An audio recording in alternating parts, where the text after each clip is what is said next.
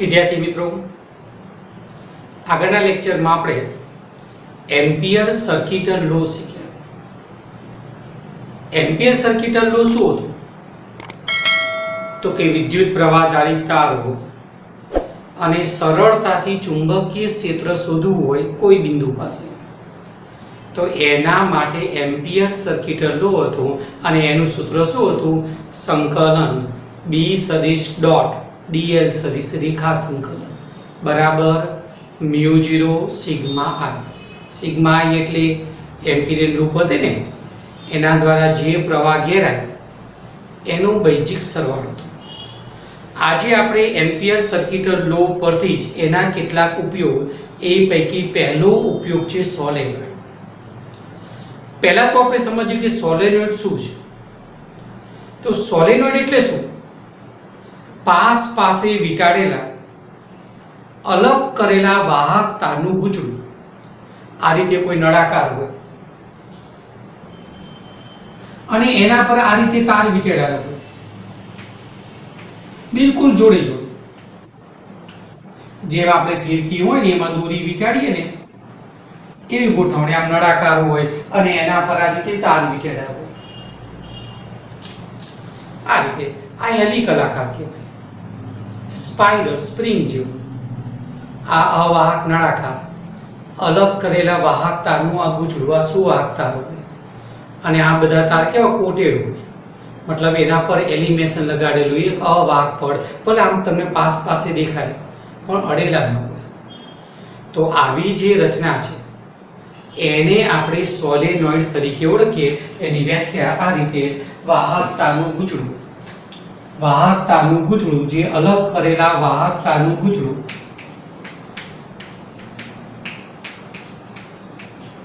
વાહકતાનું ગૂંચળું જે હેલિકલ આકારે ગોઠવાયેલું.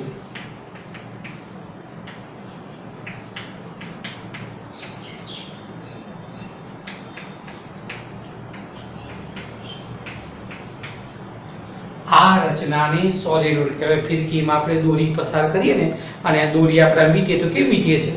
બિલકુલ જોડે જોડે. બસ એવી રીતના હેલિકલ એટલે સ્પાઇરલ સ્પ્રિંગ જેવી રીતના. હવે તમને પ્રશ્ન હતા કે આ સોલેનોઇડનો ઉપયોગ ક્યાં થાય? તો બરાબર સમજી લો કે સમાન વિદ્યુત ક્ષેત્ર આપણે જોઈએ તો પદાર્થને કેપેસિટરની બે પ્લેટ વચ્ચે મૂકવામાં આવે. કેપેસિટર હોય ને એની બે પ્લેટ વચ્ચે સમાન વિદ્યુત ક્ષેત્ર હોય. એટલે કોઈ પદાર્થનો વિદ્યુતીય ગુણધર્મનો અભ્યાસ કરવો હોય તો પદાર્થને કેપેસિટરની બે પ્લેટ વચ્ચે રાખવામાં આવે. એ રીતે સમાન ચુંબકીય ક્ષેત્ર જોઈએ તો હંમેશા સોલેનોઇડનો ઉપયોગ થાય. અને કોઈ પદાર્થનો ચુંબકીય ગુણધર્મનો અભ્યાસ કરવાનો હોય એ પદાર્થને અહીંયા રાખવામાં આવે અંદર. આમાંથી પ્રવાહ પસાર થાય, અંદરના ભાગમાં પદાર્થ હોય અને એનો ચુંબકીય ગુણધર્મનો શું થાય? અભ્યાસ થાય. આ સોલેનોઇડનો બીજો એક ઉપયોગ, સોલેનોઇડનો ઉપયોગ એમઆરઆઈની અંદર થાય છે. કોઈ વ્યક્તિને માથામાં વાગેલું હોય કે સ્પાઇન પ્રોબ્લેમ હોય ત્યારે ડૉક્ટર એમઆરઆઈ કરાવે છે. આ સોલેનોઇડના અંદરના ભાગમાં અનુનાદની ઘટના બને ચુંબકીય ક્ષેત્ર દ્વારા. આ જે આકૃતિ દેખાય છે ને સોલેનોઇડની છે. અવાહક નળાકાર અને આ રીતે હેલિકલ આકારે આ ગૂંચળું છે. પાસ પાસે પણ લેમિનેટેડ એટલે કોટેડ હોય. આ રીતે ગોઠવણી હોય. પ્રવાહ આમથી આમ બહાર આવે છે ને અને અંદર દાખલ થાય છે. તેથી હું ટપકા બતાવું છું. ટપકાનો અર્થ એવો થાય કે પેજને લંબ પ્રવાહ આમ બહાર આવે. અને અહીંયા વધતા અથવા ચોકડી બતાવું છું. આનો અર્થ એવો થાય કે પ્રવાહ આમ અંદર દાખલ થાય છે, કે પ્રવાહ આમથી આમ બહાર આવે અને આમ દાખલ થાય. આ રીતે એટલે પ્રવાહ તારમાં છે ને આ રીતે આમ પસાર થાય. અને આ પ્રકારની જે રચના છે સોલેનોઇડ તરીકે ઓળખાય. આ જે સોલેનોઇડ હોય ને એમાં માનો કે અહીંયા કોઈ બિંદુ પી વિચારો તો આ પી બિંદુ પાસે ચુંબકીય ક્ષેત્ર કેવું? સમાન હોય. જ્યારે બહારના ભાગમાં ચુંબકીય ક્ષેત્ર ક્યુ, અહીંયા માનો કે ક્યુ કહી દઉં તો ક્યુ પાસે ચુંબકીય ક્ષેત્ર કેવું? ઓછું પ્રબળ હોય. એટલે અહીંયા વધારે પ્રબળ, અહીંયા ચુંબકીય ક્ષેત્ર બહાર નિર્બળ હોય. જો સોલેનોઇડની લંબાઈ એની ત્રિજ્યાની સાપેક્ષમાં મોટી ન હોય, બહુ વધારે ન હોય લંબાઈવાળું પદ, ત્રિજ્યાવાળું પદ, એમાં ફેરફાર ઓછો, તો આવા સોલેનોઇડને નાના સોલેનોઇડ તરીકે ઓળખાય, ટૂંકા સોલેનોઇડ.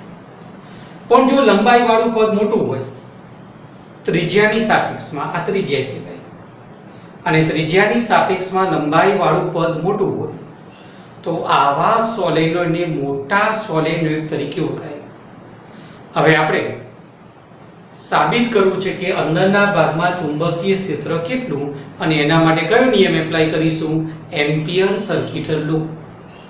યાદ છે ને એમ્પિયર સર્કિટર લો નું સૂત્ર કયું હતું? સંકલન B સદિશ ડોટ dl સદિશ બરાબર μ0 સિગ્મા i. સમીકરણ 1. બોલો μ0 ને શું કહેવાય? શૂન્યાવકાશની પરમિએબિલિટી. સિગ્મા i એટલે એમ્પિરિયલ લૂપ વડે જે પ્રવાહ ઘેરાય એનો સરવાળો. અને B સદિશનું કયું સંકલન થયું? રેખા સંકલન. B ને કહેવાય ચુંબકીય ક્ષેત્ર. અંદરના ભાગમાં ચુંબકીય ક્ષેત્ર નક્કી કરવા માટે આ રીતે એક એમ્પિરિયલ લૂપ દોરી દીધી A B C D. આ એમ્પિરિયલ લૂપ છે, અને આ લૂપ પર B સદિશનું આપણે રેખા સંકલન કરીશું, અને એના પરથી અંદરના ભાગમાં ચુંબકીય ક્ષેત્ર કેટલું છે એ આપણે નક્કી કરીશું. તો હવે આ જે સમીકરણ છે ને, એમાં પહેલા આ બાજુ શોધી કાઢો. ક્લોઝ ઇન્ટિગ્રલ B સદિશ ડોટ dl સદિશ બરાબર, ચલો આનો અર્થ તમે શું કાઢો? B સદિશનું રેખા સંકલન બંધ ગાળા પર, એટલે આટલેથી આટલું, A થી B, B થી C, C થી D, D થી E. તો આપણે આને આ રીતે લખી દઈએ, સંકલન A થી B, B સદિશ ડોટ dl સદિશ વત્તા B થી C, B સદિશ ડોટ dl સદિશ. સંકલનના શું કરે? આપણે ખાલી ભાગ પાડી દીધા. સંકલન C થી D, B સદિશ ડોટ dl સદિશ વત્તા સંકલન D થી A, B સદિશ ડોટ dl સદિશ. આમ કેવી વાત થઈ? માનો કે હિંમતનગરથી આપણે અંબાજી જવું છે, તો આ રીતે વિચાર્યું તો હિંમતનગરથી ઈડર, ઈડરથી વડાલી, વડાલીથી ખેડબ્રહ્મા, અને ખેડબ્રહ્માથી અંબાજી. બસ એવી જ વાત. આટલેથી આટલા ભાગનું સંકલન હતું B સદિશનું. તો A થી B, B થી C સુધીનું સંકલન, C થી D સુધીનું, અને D થી A. એટલે આ જે ક્લોઝ ઇન્ટિગ્રલ છે ને, એના ભાગ પાડી દીધા. A થી B, અને B થી C, C થી D, D થી A, એમ 4 ભાગ કરી દીધા. આ જે બંધ ગાળાનું સંકલન હતું એના આવા 4 ભાગ, A થી B આ રીતે 4 ભાગ કરી દીધા. હવે આ જે ભાગ છે C થી D સુધીનું સંકલન B સદિશ બરાબર 0. C થી D એટલે જો આ જે ભાગ છે ને બહાર છે, અને મોટો સોલેનોઇડ હોય ને તો બહારના ભાગમાં ચુંબકીય ક્ષેત્ર ન હોય. હવે અહીંયા ચુંબકીય ક્ષેત્ર જ ન હોય, B જ ન હોય, તો પછી B નું C થી D સુધીનું સંકલન કેટલું થાય? 0. કેમ કે આ ભાગમાં ચુંબકીય ક્ષેત્ર નથી, બહારનો ભાગ. આ ક્યાં આવ્યું છે? બહાર. અને બહારના ભાગમાં B બરાબર 0. એટલા માટે આ પ્રકારનું સંકલન શું થાય? 0 થાય. હવે D થી A જુઓ અને B થી C જુઓ. આ ભાગ જુઓ, B થી C અને D થી E, D થી B થી C. B સદિશનું રેખા સંકલન બરાબર D થી E, B સદિશનું રેખા સંકલન. બોલો આ બંને સંકલન 0 થઈ જાય. આટલેથી આટલું સંકલન B થી C સુધીનું, અને આટલેથી આટલું સંકલન ચુંબકીય ક્ષેત્રનું 0. કેમ 0 થાય? તો બરાબર જો અહીંયા ડોટ ગુણાકાર છે. ચલો આ ડોટ ગુણાકાર કાઢી નાખીએ તો શું લખાય ગયું? B dl cos θ. હવે તમે વિચારો કે B અને dl ની દિશા કઈ થઈ? તો dl ની દિશા આમ થઈ જો. અને ચુંબકીય ક્ષેત્ર આમ થાય ને, વર્તુળાકાર રિંગ હોય તો આંગળીઓ પ્રવાહની દિશામાં, તો અંગૂઠાની દિશામાં ચુંબકીય ક્ષેત્ર, તો આ બધી રીંગો જ છે. તેથી આંગળીઓ પ્રવાહની દિશામાં, અંગૂઠાની દિશામાં ચુંબકીય ક્ષેત્ર આમ છે, અને આ સ્થાનાંતર આમ છે, અને અહીંયા આમ છે. તેથી B અને dl વચ્ચેનો ખૂણો કેટલાનો? 90 નો થયો. તેથી B dl cos 90, અને cos 90 ની કિંમત કેટલી? 0. તેથી આ બંને સંકલન 0. કારણ શું? તો આપણે તરત કારણ લખી દઈએ. B સદિશ લંબ, dl સદિશ સ્થાનાંતર, અને ચુંબકીય ક્ષેત્ર પરસ્પર લંબ. હવે જો 4 ભાગમાં શું થયું? A થી B સુધીનું સંકલન આ, B થી C સુધીનું સંકલન કેટલું થયું? તો 0. એટલે આ પદ 0 થયું. C થી D સુધીનું સંકલન પણ કેટલું થયું? 0. કેમ કે 12 ભાગમાં. અને D થી A સુધીનું સંકલન પણ કેટલું થયું? 0 થયું. એટલે આ પદ 0, આ પદ 0, આ પદ 0. કયું પદ બાકી રહ્યું? ફક્ત A થી B વાળું પદ બાકી રહ્યું. આ જ પદ બાકી રહ્યું, A થી B, જેની લંબાઈ આપણે h લીધી છે. એટલું પદ તમારે બાકી રહેશે. આ જે પદ હતું ને, આપણે હમણાં શું આવ્યું? આ ક્લોઝ ઇન્ટિગ્રલ B સદિશ ડોટ dl સદિશ, તો આ એક જ પદ વધ્યું હતું, સંકલન A થી B, B સદિશ ડોટ dl સદિશ. બાકીના 3 સંકલન કેટલા થયા હતા? 0 થયા. કોઈ 12 હતું, અને કોઈમાં B અને dl પરસ્પર લંબ હતું. હવે આ પદનું સંકલન, ચલો B સંકલનની બહાર મૂકી, તો સંકલન dl, સંકલન dl. હવે સંકલન dl A થી B dl, આ ડોટ ગુણાકાર કાઢી નાખ્યો, એટલે cos વાળું પદ અહીંયા કેટલું થાય? cos 0. cos 0 ની કિંમત 1. કેમ કે જો dl સદિશ આમ થયું, B સદિશ પણ એ જ દિશામાં, તેથી બંને વચ્ચેનો ખૂણો cos 0 એટલે 0 નો ખૂણો થાય. તેથી B અચળ, કેમ કે અંદરના ભાગમાં સમાન ચુંબકીય ક્ષેત્ર, તેથી B અચળ, અચળ પદ બાદ. હવે સંકલન dl એટલે શું? A થી B સુધીનું. હવે A થી B સુધીની લંબાઈ કેટલી આપી છે તમને? h આપી છે. તેથી આ સંકલનનો જવાબ થાય h. B, A થી B સુધીની લંબાઈ h. આ પદ સમીકરણ 1 માં આની જગ્યાએ મૂકી દઈશું. પણ બરાબરની પેલી બાજુ પદ જો સિગ્મા i છે. હવે વિચારો, સિગ્મા i એટલે શું હતું? એમ્પિરિયન લૂપ વડે જે પ્રવાહ ઘેરાય એનો વૈજિક સરવાળો. હવે આટલેથી આટલા ભાગમાં જેટલા આટા આવતા હોય એટલો પ્રવાહ ઘેરાય, અને બધાની દિશા એક જ છે. જો હવે એકમ લંબાઈ હોય ને, તો આટાની સંખ્યા n. તો આટલેથી આટલા ભાગની લંબાઈ કેટલી છે? h. અને h લંબાઈમાં જેટલા આટા આવતા હોય એટલો જ પ્રવાહ એમ્પિરિયન લૂપ વડે ઘેરાય, તો એકમ લંબાઈ, તો આટાની સંખ્યા n, તો h લંબાઈ, તો આટાની સંખ્યા કેટલી? તો તમે તરત કહેશો કે nh.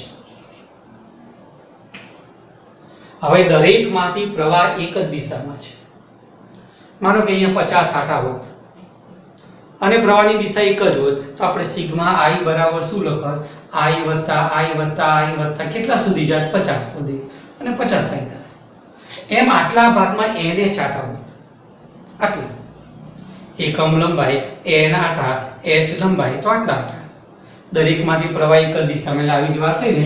i વત્તા કેટલા આટા છે ટોટલ? nh આટા, nh આટા છે. તો પછી કુલ પ્રવાહ કેટલો થઈ જાય? તો તરત જ આપણે કહીએ કે અહીંયા બધાનો સરવાળો i વત્તા i વત્તા i વત્તા i nh વખત, તેથી nhi. ચલો આ બંને કિંમત આપણે ક્યાં મૂકી દીધી? સમીકરણ 1 માં. કયો નિયમ છે આ? એમ્પિયર સર્કિટલ લો. આ B સદિશનું બંધ ગાળાનું સંકલનની જગ્યાએ BH લખી દઈએ. μ0 સિગ્મા i ની જગ્યાએ nhi મૂકી દઉં, તો આપણી પાસે પદ આવું થયું. ચલો આની જગ્યાએ શું લખી દઉં? BH. આની જગ્યાએ BH લખી દીધું. બરાબરની પેલી બાજુ μ0. બોલો, સિગ્મા i ની જગ્યાએ શું લખી દઉં? ઘેરાતો પ્રવાહ વૈજિક સરવાળો nhi. એન એચ આઈ, બંને બાજુ એચ ઉડી ગયા તો બી બરાબર મ્યુ 0 સ્મોલ એન આઈ. આમ વધારે મોટી લંબાઈવાળું સોલેનોઇડ હોય તો અંદરના ભાગમાં સમાન ચુંબકીય ક્ષેત્ર આટલું. જ્યારે તમે આ સૂત્ર તૈયાર કરો ને ત્યારે એન સ્મોલ હોય તો સ્મોલ બોલવાનું. એન એટલે શું? એકમ લંબાઈ દીઠ આટાની સંખ્યા. માનો કે કુલ આટા કેપિટલ એન હોય અને લંબાઈ એલ હોય તો n is equal to capital N upon L. એકમ લંબાઈ દીઠ આટાની સંખ્યા, સોલેનોઇડમાંથી વહેતો પ્રવાહ મ્યુ 0 તો તમે જાણો છો શૂન્યાવકાશની પરમિએબિલિટી, અને મ્યુ 0 ની કિંમત કેટલી? 4 પાઈ 10⁻⁻7 ટેસ્લા ઇન્ટુ મીટર પ્રતિ એમ્પિયર, અને બીજો એકમ ન્યૂટન પ્રતિ એમ્પિયર સ્ક્વેર. આમ સોલેનોઇડના અંદરના ભાગમાં સમાન ચુંબકીય ક્ષેત્ર હોય. જો મર્યાદિત લંબાઈવાળું સોલેનોઇડ હોય ને તો બહાર ચુંબકીય ક્ષેત્ર નબળું હોય. પણ જો તમે લંબાઈ વધારતા જાઓ તો બહારના ભાગમાં ચુંબકીય ક્ષેત્ર વધારે નબળું પડતું જાય, અને પછી બહુ મોટી લંબાઈ હોય અનંત તો બહારના ભાગમાં ચુંબકીય ક્ષેત્ર 0, અંદરના ભાગમાં સમાન ચુંબકીય ક્ષેત્ર ગણી શકાય. જો અનંત, ટૂંકા પ્રશ્ન માટે સૂત્ર યાદ રાખજો.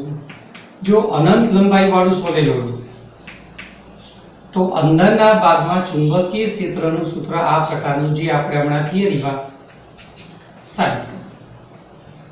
પણ જો મર્યાદિત લંબાઈવાળું સોલેનોઇડ,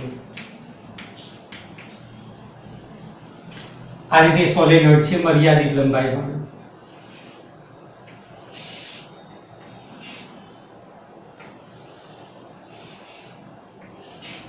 આ મર્યાદિત લંબાઈવાળું સોલેનોઇડ છે, આની અક્ષ છે, અને અહીંયા કોઈ બિંદુ P લઈ તો આ ખૂણાને આલ્ફા 1 કહ્યું અને આ ખૂણાને આલ્ફા 2 કહ્યું. તો મર્યાદિત લંબાઈવાળું સોલેનોઇડ હોય ને તો ચુંબકીય ક્ષેત્ર B નું સૂત્ર આ પ્રકારનું થાય: મ્યુ 0 ni upon 2 કૌંસમાં sin આલ્ફા 1 વત્તા sin આલ્ફા 2. થોડું વિચારો, જો અનંત લંબાઈ હોત તો આલ્ફા 1 ની કિંમત વત્તા કેટલી થાત? Pi by 2. આલ્ફા 2 ની કિંમત પાઈ બાય 2, પેલો છેડો અનંત અંતરે, આ પણ અનંત, તો sin પાઈ બાય 2 એટલે 1 વત્તા 1 2, આ 2 ઉડી જાય એટલે આ સૂત્ર થઈ જાય. પણ જો આ P બિંદુ અહીંયા આપ્યું હોય, આ P બિંદુ અહીંયા હોય છેડા પર,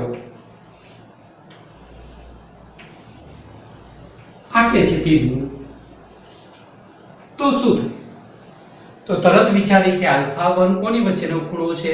તો આ સોલેનોઇડની ત્રિજ્યા અને એક છેડા સાથે જોડતી રેખા, તો ત્રિજ્યા આ થઈ, એક છેડા સાથે જોડતી રેખા પણ આ થઈ, તેથી આલ્ફા 1 0 થાય અને આ ખૂણો આલ્ફા 2 થાય.